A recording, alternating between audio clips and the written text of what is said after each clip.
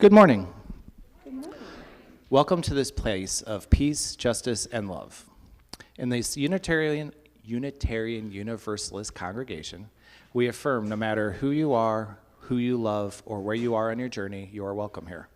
For those of you joining us online, welcome as well. If you are visiting with us today, we invite you to sign our visitors book. And if you would like to join us for coffee hour downstairs, if you would like, feel free to grab a green mug so we can be sure to greet you.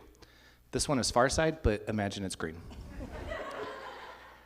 Also, members and friends, to help folks connect, remember to wear your name tag, which I have forgotten, with your pronoun stickers. Since I've forgotten, my name is Gene Schaefer, and my pronouns are he, his, and I am proud to be with you today as your worship associate. Our music today will be provided by Jamie Passman. Our tech, as always, is by Alex Dvorak. We'd like to thank you for placing your phone in electronic mode, in worship mode, which means no bells ringing, buzzing, vibrating. I better do that myself. But please feel free, as you are called to take pictures, to share on social media, or just to remember later. Childcare for children under the age of 5 is available in our playroom located in the lower level of the RE building across the alley. Youngsters are welcome to join in the playgroup when they are older. Children are sung out to RE, but please know that all children remain during the service and are welcome here. Couple very quick announcements. First, we are having a super fundraiser downstairs with soup. It's going to be delicious by a container. And then we also have a new UU worship class? Workshop, sorry.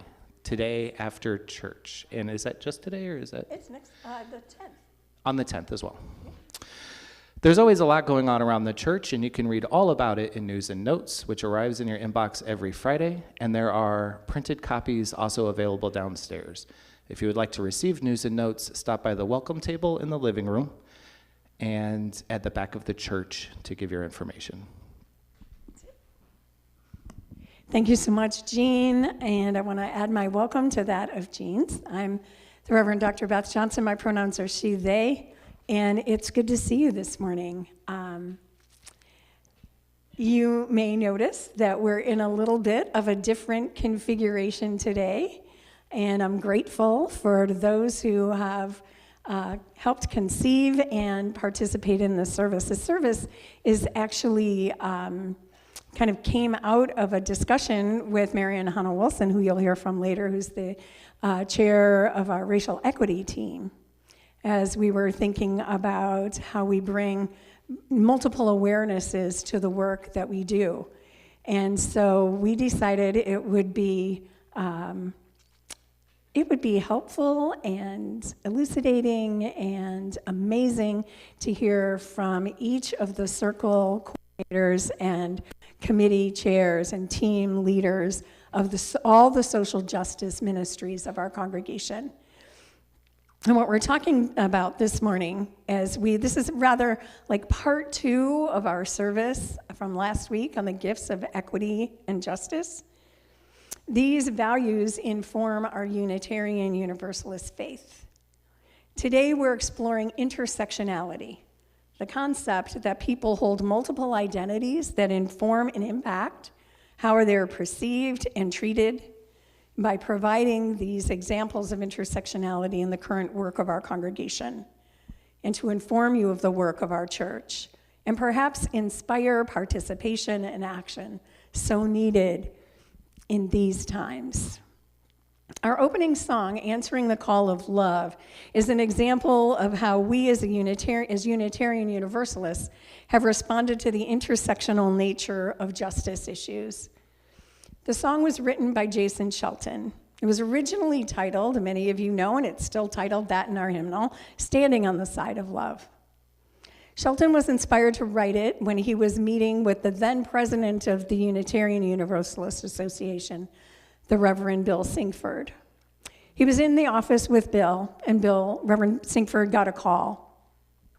And he was speaking to a reporter who was inquiring about the UUA's affirmation of marriage equality, which we thought was solved, but now we know is still threatened. And Reverend Sinkford told the reporter we stand on the side of love. Shelton says he was inspired and immediately went home and penned the words and composed the music of the song. After the 2008 shooting spree at Tennessee Valley Unitarian Universalist Church, which was targeted for its welcoming of LGBTQ persons and for having liberal views on many issues, the Unitarian Universalist Association launched the Standing on the Side of Love campaign, which is now called Side with Love, with the mission of harnessing the power of love to overcome discrimination and violence based on sexual orientation, gender expression, race, immigration status, religion, and any other identity. Jason Shelton agreed wholeheartedly to change the words to Side with Love in response to disability activists and allies who sought to change the ableist language in the song. As a slogan, as a song, as a campaign, Side with Love captures the essence of what it means to be Unitarian Universalist, who responds to the intersectional nature of the issues facing us. It also acts as a rallying cry for Unitarian Universalists who seek to foster world community with peace, liberty, and justice for all. This morning, I would like to invite you into a moment of silence before we begin our service to remember Next Benedict, a non-binary young adult who was beaten to death by classmates in the restroom of her high school. So please hold with me their memory and let us renew ourselves as a Unitarian Universalist congregation to always side with love and to do the work that love calls us to do. I'm going to invite you to rise in body or spirit and let us sing together. We are answering the call of love.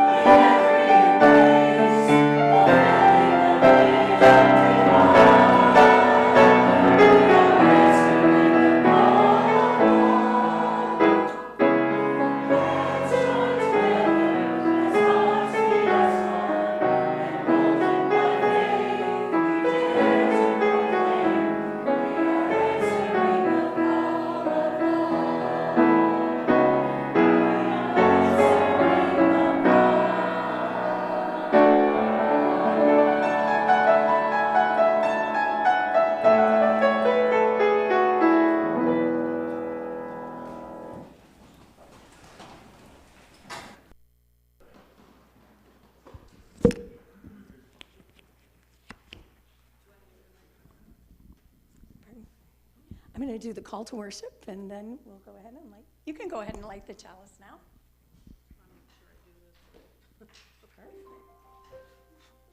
Okay.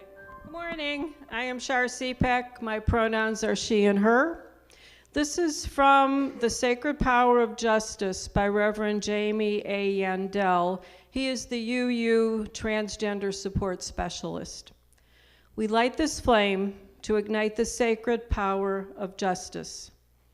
We light this flame so that it may be a beacon of hope in moments of uncertainty, fear, anxiety, and the unknown. We light this flame and are emboldened by its flame, knowing our strength as a prophetic and powerful people is rooted in the diverse ways we answer the call to love. And Pam is going to come up and do our Time for All Ages. So I'm going to give you the mic. I'm going to give you this clicker. And you have it. All right. So the pictures of this story are going to be on the screen. So you can come up. Hello, Mayborn Roos children. All right, so before I start, I want everyone to look at their skin. What is skin for? Why do we have skin? It's a simple question. Yeah, it's to hold us in, right?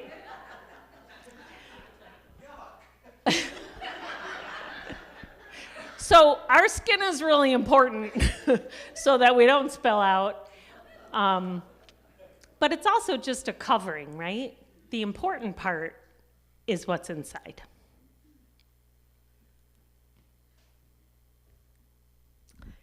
The skin I'm in is just a covering. It cannot tell my story. The skin I'm in is just a covering. If you want to know who I am, you have to come inside and open your heart way wide.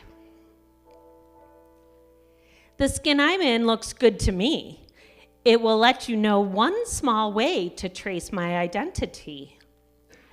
But then again, the skin I'm in will always be just a covering. It cannot tell my story. If you want to know who I am, you have got to come inside. Be with me inside the me of me. All made up of stories, present, past, future. Some true to life, and others all fun and fantasy. All the way I imagine me. You can find all about me coming close and letting go of who you might think I am. Before you come inside, let me be real, and you become real to me. All real then, in that place where skin again is only one small way to see me, but not real enough to be all. The me of me or the you of you. For we are all inside made up of real history, real dreams, and the stuff of all we hope for when we can all be real together on the inside.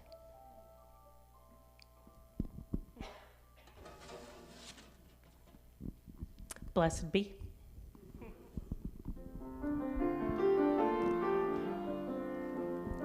Let's join our children out, sing our children out to their classes.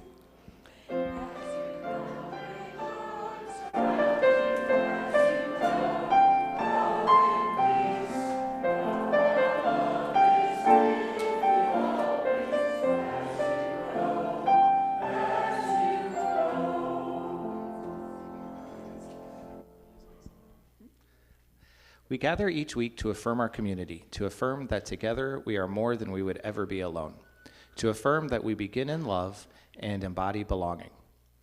We gather knowing that we will be seen, heard, and known, and offer that to all who would find companionship with us. and we gather with the intention to share that love and bring belonging to our world. We share our offering as a living out of our values and as the spiritual practice of stewardship. So if you can repeat the offering words with us. This church is made up of all of us. It is what we learn together, the work we do together, the fun we have together. It is what we share with one another and with the people around us and with all the world. Thank you.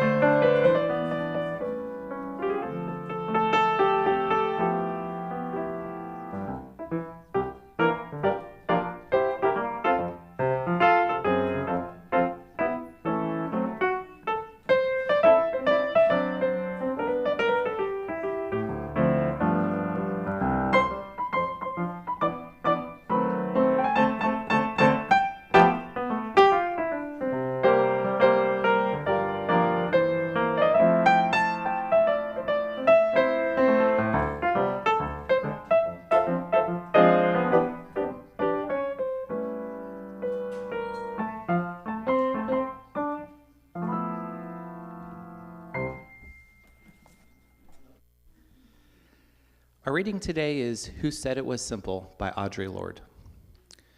There are so many roots to the tree of anger that sometimes the branches shatter before they bear. Sitting in netics, the women rally before they march, discussing the problematic girls they hire to make them free. An almost white counterman passes, a waiting brother to serve them first, and the ladies neither notice nor reject the slighter pleasures of their slavery. But I, who am bound by my mirror, as well as my bed, see causes in color, as well as sex, and sit here wondering which me will survive all of these liberations. And now if you can stand in spirit or in body for... We are going to revisit the song Hush. And like I said last week, you can sit or you can stand. Remember last week when we talked about this song, we talked about it as a song from an African-American spiritual that came out of the time of slavery. And so we're reprising this song as an invitation. And you can see how the Spirit calls you, whether the Spirit calls you to rise or the Spirit allows you to sit, as we listen for the voice, internal, external, that is calling us, that is saying, hush.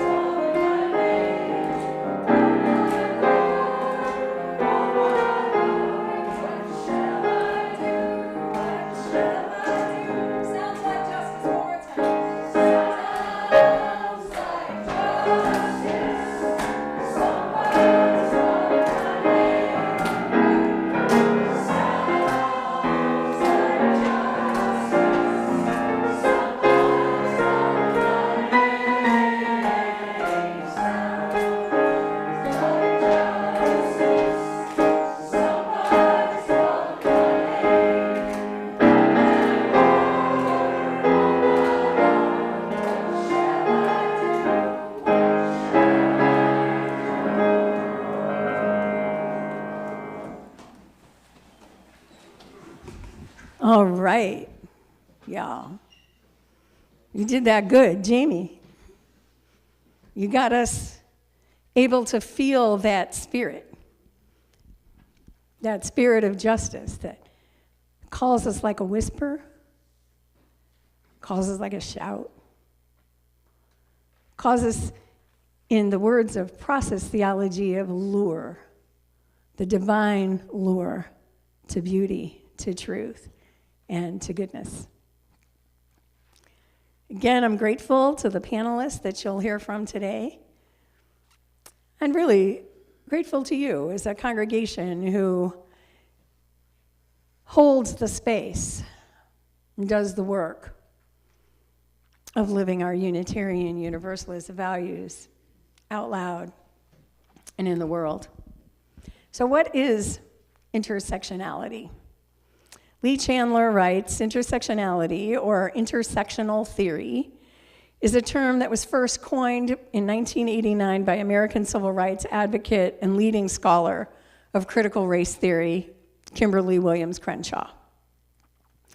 It is the study of overlapping or intersecting social identities and related systems of oppression, domination, or discrimination. This theory suggests that and seeks to examine how various biological, social, cultural categories, such as gender, race, class, ability, sexual orientation, religion, caste, age, nationality, and other sectarian axes of identity interact on multiple and often simultaneous levels. In other words, intersectional theory asserts that people are often disadvantaged by multiple sources of oppression: race, class, gender, all the things I mentioned. Intersectionality recognizes that identity markers, woman, black, do not exist independently of each other, and that each informs the others, often creating a complex conversion of oppression. Intersectionality is a way to understand how parts of who you are, like all of the things that we mentioned, including how much money your family has, where you were raised, and like I said, the issues of race and gender, etc., shape unique life experiences, including privilege or discrimination that you may face or hold.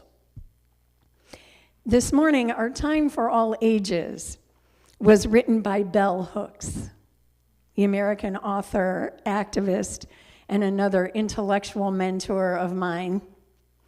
She used intersectionality to discuss the intersections of race, capitalism, and gender. By doing so, she showed how these factors collectively affect marginalized individuals, particularly women of color. Last week, I honored Audre Lorde. We also heard from her this morning. The voice of the Lord spoke today. She also named these intersectional issues. And although Kimberly Crenshaw developed the concept, it was articulated early on by the Cohembi River Collective, which was a collective of Black, women of color, feminists, socialists, some, lesbians, some. As an eco-feminist, or those of you who understand that, we've had interlocking systems of domination. So they all come together. There are many other feminists in color who we owe this debt of gratitude to.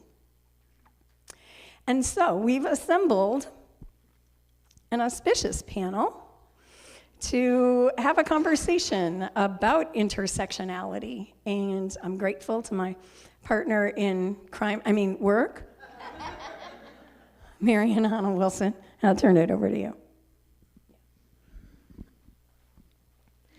So we're going to hear from today all the chairs of or people, I should say, representing the various teams of the Social Justice Circle.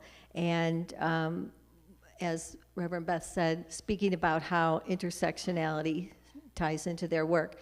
I want to just first say that one of the things that drew me to this work 37 years ago when I joined this church.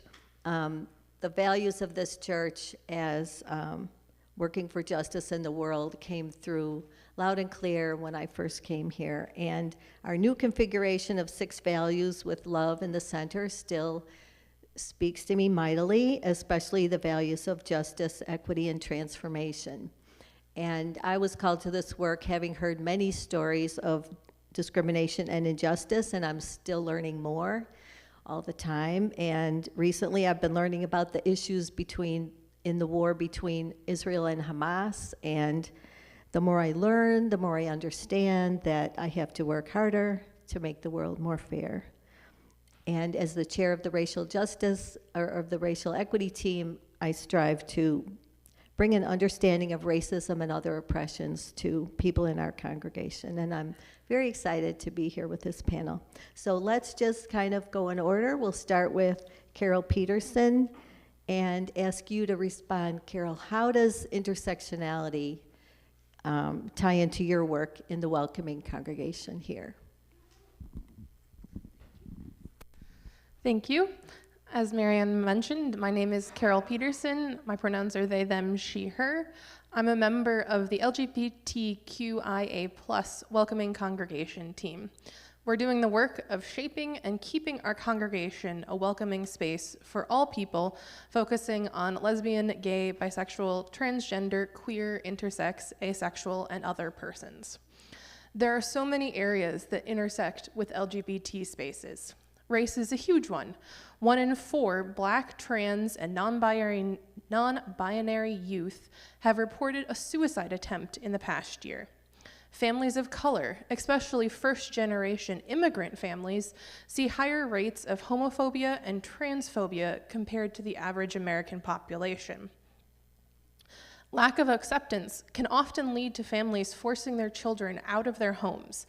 As many as 20% of the youth homeless population are LGBT+.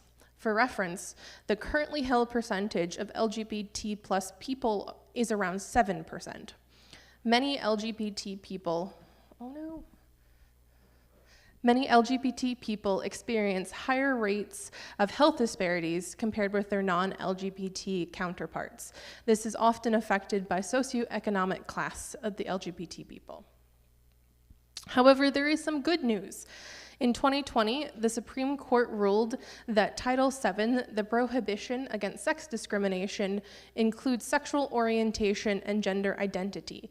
This gives protection for our trans siblings against being fired for simply their identity. Additionally, while the reasons are sad, the majority, 82% of transgender people, have sought some form of mental health care. There are many areas where being LGBT influences how you interact with the world, both in positive and negative ways. Our focus on the LGBTQIA+ welcoming congregation team is to help put more positive interactions in the world. Carol, appreciate your reflection. And next we have Susan Stevens speaking for the...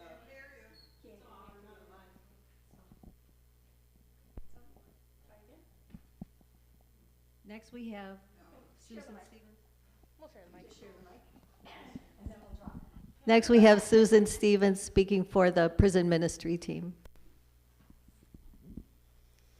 Okay, thank you. I think intersectionality ties in very strongly in terms of race as well as poverty, which itself is intersectional with race. And of course, I'm speaking now about the prison ministry work. The prison industrial complex is a term for the set of organizations and systems that support the status quo of mass incarceration in the U.S., especially of those who have been oppressed by structural racism. In Illinois, for example, Black people comprise 14% of the general population, but 53% of the prison population. Black people tend to receive harsher sentences than white people and to serve more time in prison. The national statistics also show disproportionately high rates of incarceration for Latinx, Native American peoples, and other vulnerable populations such as undocumented immigrants, people with disabilities, and people with mental illness. The prison industrial complex has been considered an extension of Jim Crow, in which black people are controlled and put out of sight and mind. In our Pen Pal program, we exchange letters and, where possible, develop friendships with people who often have had very different life circumstances from our own, such as being black, Latinx, growing up in the inner city, or being poor. In so doing, we need to confront our own fears and stereotypes. As we come to know our pen pals, we develop empathy and often admiration for them, and see how we easily could be in their place but for arbitrary life circumstances. Many of our pen pals have continued to grow and develop despite the prison environment, which is designed for punishment, not for rehabilitation or personal growth.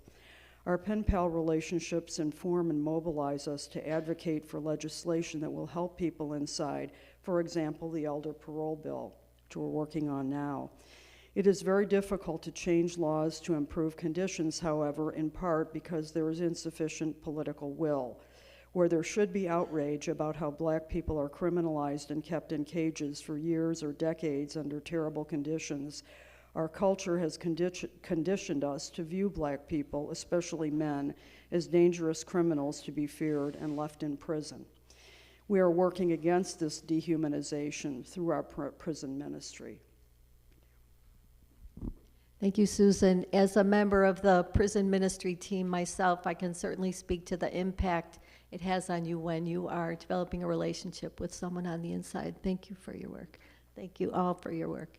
And next we have Luann Crowley speaking to the Beds Plus ministry here. How does intersectionality tie into your work? So Reverend Beth was talking about how intersectionality is all of us having multiple identities. We all do, and I'm just going to be a little autobiographical.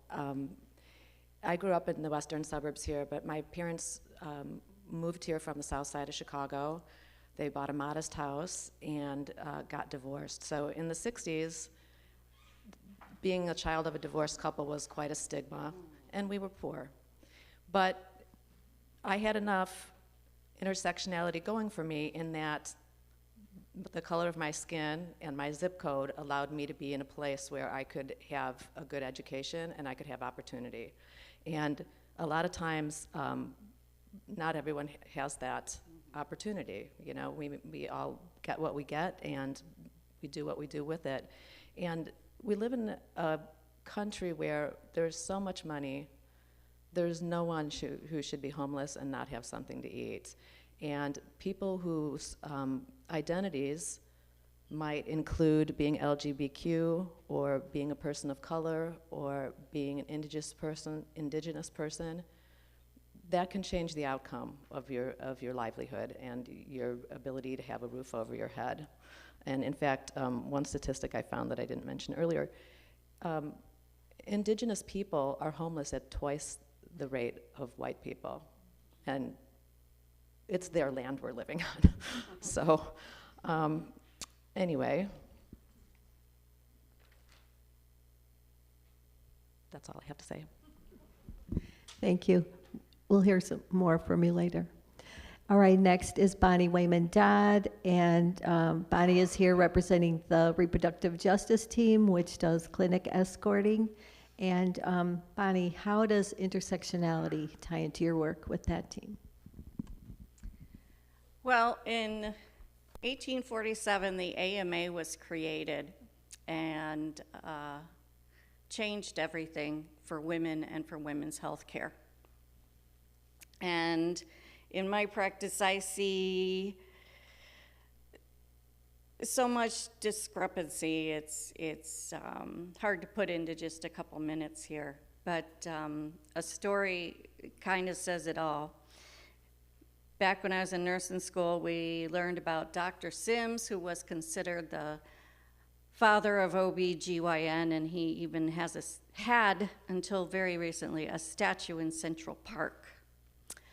The story was that this black woman volunteered and got 30 surgeries that he operated on her without anesthesia to learn and to make better, so that white powerful men could have more babies to run their plantations was the real truth.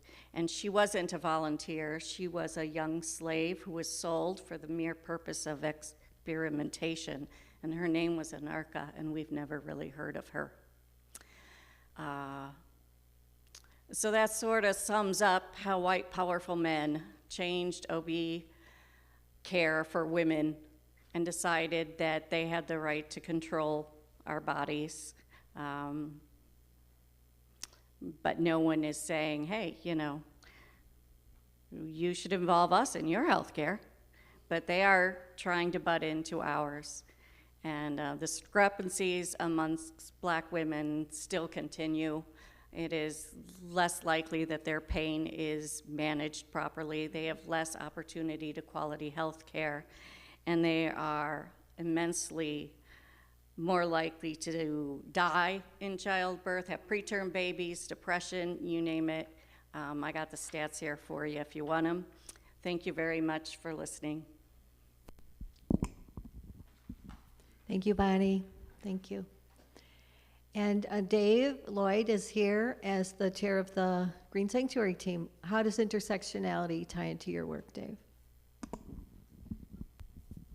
Well, rich people don't have to care about climate change. When seas rise and coastal communities are flooded, it's economically disadvantaged people, people of color, who are washed out, who lose their homes to storms, whose farms dry up, who have to migrate to other countries because they can no longer make a living off the land. Working to solve climate change addresses this inequity. When factories, polluting factories, steel mills with slag heaps, metal processing plants are built, they don't build them in rich neighborhoods. It's people of color, people who don't make enough money, who are stuck in those neighborhoods, and they get to live in that pollution all day long. This year, Green Sanctuary is concentrating on natural habitat for pollinators. Rich people don't have to worry about food. If we don't have pollinators, if we don't have enough pollinators, we won't have cheap food anymore. Rich people can buy all the food of all the types, but for a can of beans or a can of corn, it's people who are less advantaged that pay that price. Everything we do for the environment, inordinately, extraordinarily, benefits people who are less advantaged. Thank you, Dave. And finally, Tiff Schaefer, the head of the animal ministry team. How does intersectionality tie into your work, Tiff? Good morning, everyone. Again, I'm Tiff Schaefer, she, her, chair of animal ministry and the Social Justice Circle coordinator. Our chapter of animal ministry, which was founded in 2010 and is the first to receive the Reverence for Life certification, focuses on issues of companion animals, wildlife, and compassionate consumerism. It was a lot easier than I thought it would be to come up with examples of intersectionality in the area of animal rights, though. In fact, I was able to find examples with each of the church's social justice groups, but in the interest of time, you can see me after service at our super sale downstairs to hear them all. The most obvious, though, is Green Sanctuary and environmental justice. It is well established that animal agriculture is one of the top contributors to climate change and other devastating global environmental impacts. Methane produced by such industries is the most toxic of the greenhouse gases, and animal agriculture was found by the United Nations to be more damaging than all forms of transportation combined. In a double whammy, the cattle industry is also cutting down the rainforest in the Amazon, which is the lungs of the planet as it is known, to make way for grazing land, wrecking any possibility of clearing those emissions they've caused. And that segues me to another example with the racial equity team, where manure from pig farms is stored in lagoons, and then when it gets too full, it is sprayed onto fields in order to disperse it. But low-income residents in such areas, living near these lagoons and sprays, are typically people of color and have found to have exponentially higher rates of cancer and other severe illnesses as a result. In addition, slaughterhouse workers are oftentimes migrants and people of color, since nobody else wants to do such a violent and dangerous job. OSHA found their injuries were worse than all manufacturing and private sector jobs. In addition, becoming so desensitized to violence working in slaughterhouses, carrying out such violent acts time after time, day after day, all day long, has been linked to domestic abuse at the homes of these workers as well. So lots of great reasons to go vegan these days, and these are just the tip of the iceberg. Finally, one more link is to the work the congregation does for the unhoused, like Beds Plus. There is currently legislation proposed in Congress called the PUP Act, P-U-P-P, that's H.R. 8937 if you're interested, which would require emergency homeless shelters to allow people to bring their companion animals with them to stay, as many of the unhoused are unwilling to part with their dogs and cats just to seek shelter for themselves. Thank you. Thank you so much. Thank you to each of the persons on the panel and the work that you do in our congregation, and acknowledge those of you in the congregation who've been involved in these ministries from the start. If you are involved in one of these ministries, whether it's clinic escort, which is what Bonnie talked about, since the 90s, Mike, members of this congregation have been accompanying and escorting at a local clinic. So if you've been involved in any of these ministries in any way, I invite you to raise your hand. Yes. So there might be a sense in which we're preaching to the choir. There's no harm in preaching. We mentioned earlier when we were practicing. But we're also wanting to recognize that the work that we do is grounded in our work as Unitarian Universalists. Each of the people in these ministries could do their work elsewhere, in some other organization. The Sierra Club, an animal rights group, another LGBT group. I mean, there's lots of different places where people could do this work. But you do it because you're Unitarian Universalists. So my question for you is, how do your Unitarian Universalist values ground you, or how did they call you to this work? And I'm going to start with you, Tiff. Personally, I'm proud that the currently proposed revisions to the Article 2 principles include substantial improvements to address UU relations to our non-human animal siblings, and I'm happy to discuss that with anyone who would like to. But personally, tens of billions,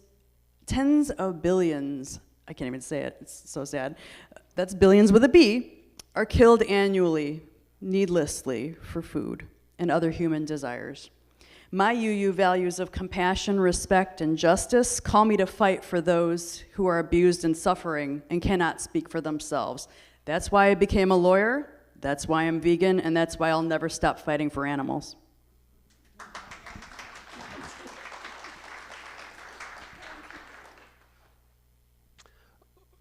When I stand in the woods and I look up through the interlaced branches to the blue sky that goes on literally forever, I think of the song lyric that is, you drop your tools and you stand alone. And that to me is the best definition I know of awe. And I want to share that feeling with as many people as possible. When I look toward downtown and see not a brown haze, but blue sky and crystal clear views of the tall buildings, I want people of all kinds to be able to live in a place like that. For people to have worth and dignity, they need a clean and healthy environment. And that's the value that I've had for all the time that I've been doing environmental work And that's what fits so well with the Unitarian Universalist Church.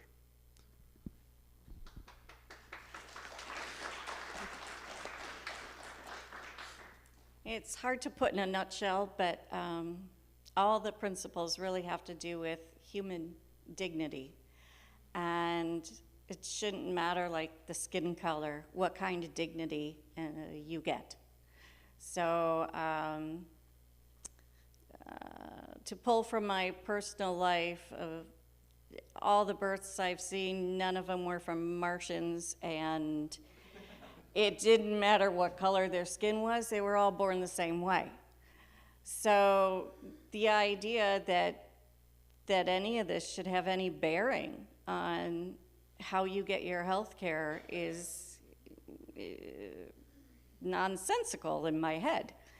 But it is an insidious problem in our country, and 70 out of every 100,000 black women die from pregnancy. That's 2.5 times more than white women. And their innards are just the same. So why? And the same thing with abortions. They're more likely to have problems from abortions. They're less likely to be able to get quality care. And I could go on. If anyone wants, I'll be happy to talk. But here we have limited time. So again, it just comes down to we're all born the same way. We all put our pants on one leg at a time. Why does somebody feel like they have the right to tell this woman what they should do? Thank you. Thank you.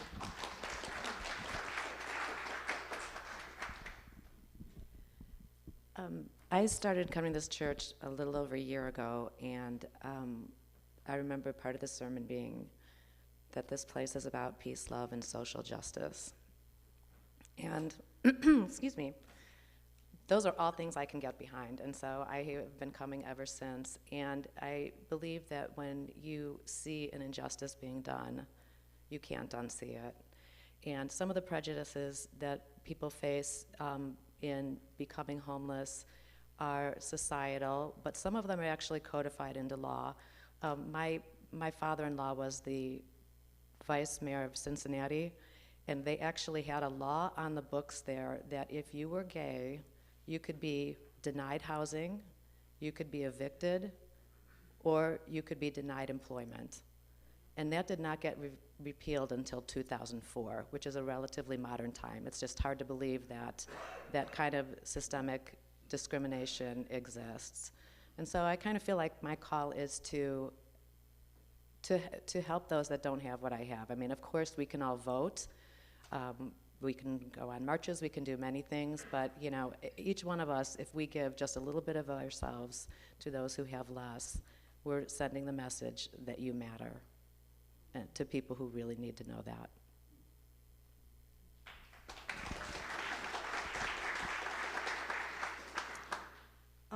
When I was younger in my professional life, I worked in the city with adolescents and saw how in some neighborhoods the kids were just sucked right into the gangs. In a lot of areas there's no, not even a choice about it. And from there they end up in often getting into criminal behavior or accused of such, which means they end up in the criminal justice system and ultimately in some cases incarcerated. And it was painful to watch, and I think the injustice of it was great. And so I think I was a UU in terms of some of my values before I found Unitarianism.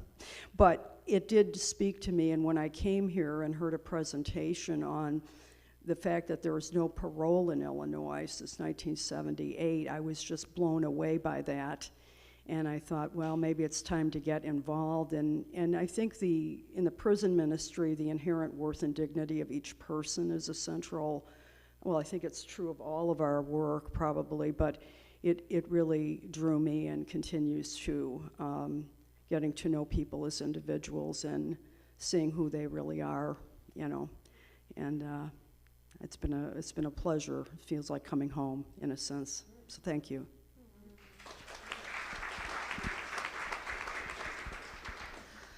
I think the value that I most resonate with is all of them, or more accurately, love at the center, because you can't understand and accept people without love. The Welcoming Congregation is working on updating our mission statement and covenant, and while I think education and outreach will do more to change than anything else, so don't forget to sign up for the Transforming Hearts Collective. We have to do it from a place of love, and it's, you can't get more personal than loving someone and knowing who they are and understanding and accepting who they are. So I think that's definitely from love.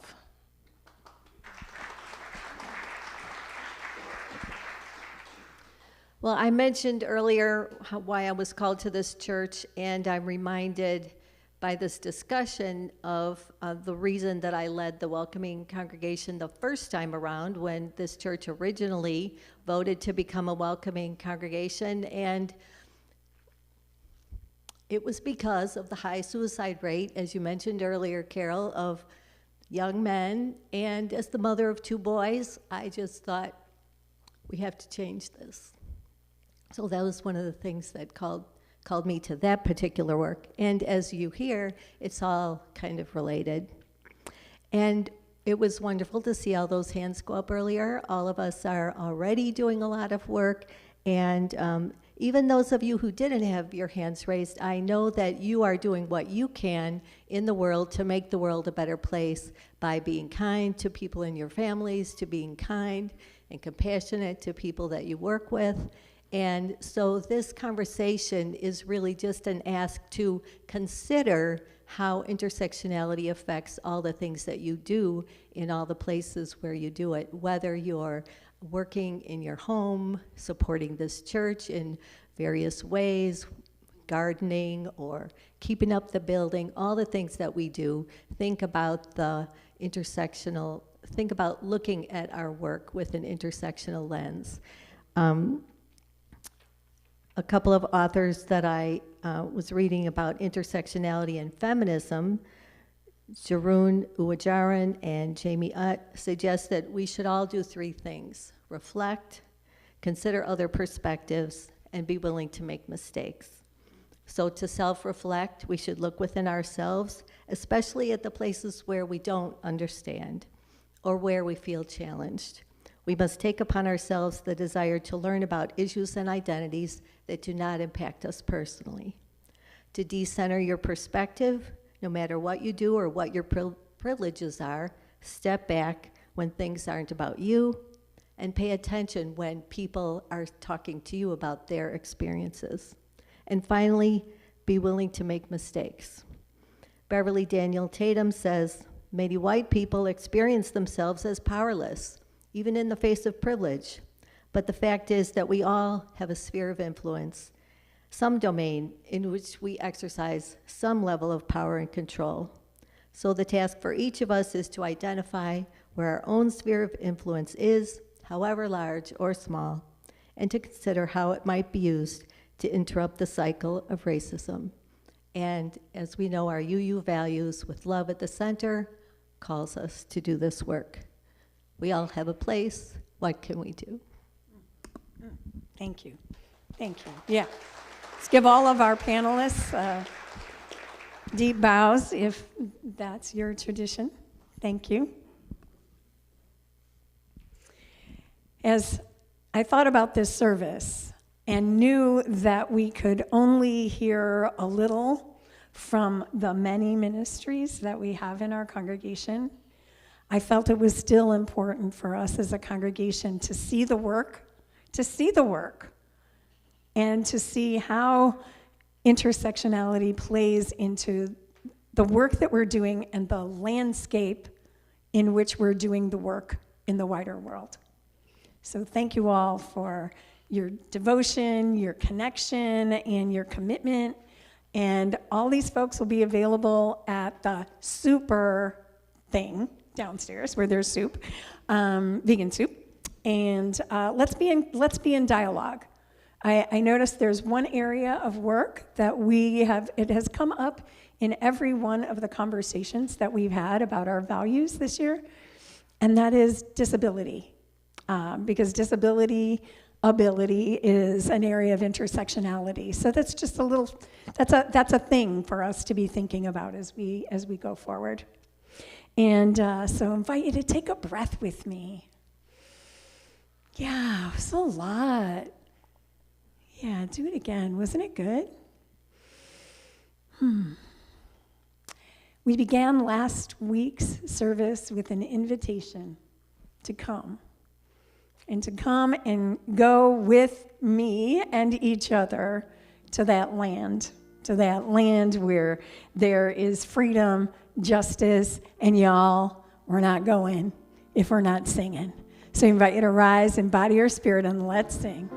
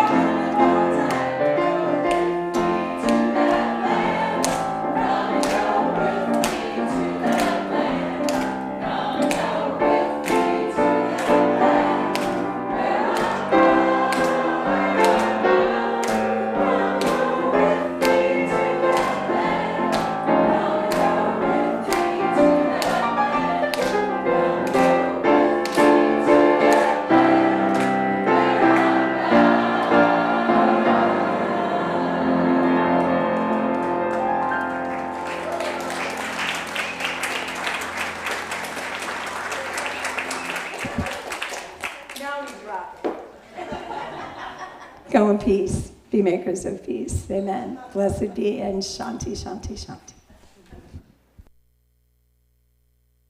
So much of the inequities we've talked about today are about where you live, where you were born, what color your skin is, and so I'd like to quickly play for you my response to that, On the Street Where You Live by Lerner.